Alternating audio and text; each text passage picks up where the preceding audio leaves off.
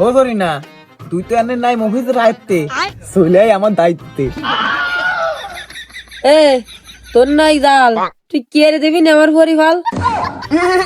ওসব কথা বাদ দিয়ে আমার কথা বাদ, আমার কাছে আছে কেবলা কাগার গাব। ও গাবে কাজ হবে না, সে কথা আমি ভালোই রে জানি। আলামিন মিয়া বিলাতি কাপ খাইও গুলাতি পারি না আমার ভরির পানি। ফাউ কথার গাড়ি মেরে না, সম্পর্কে তুমি আমার নানি, তাই চেষ্টা করি কোন কায়দায় গুলানি যায় নাকি তোমার ভরি পানি। পানি ওরা গুলাতে পারে না, আমার একটু সুযোগ দাও, আমি কিরাম পানি গুলাতে পারি, ওই সাদিয়ার কাছে যাই নাও।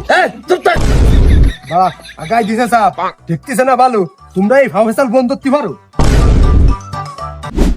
ও ধরি না, আমি যে কি ফেলে আর তা জানে সাদে আর মা, বাড়া তুই আমার একটু সুযোগ দিলি না। এই গ্রামে বিয়ে রে আমি ভরছি এক জ্বালাই, এই যে মাথা উপর রয় একে ডাইছে কোন শালাই।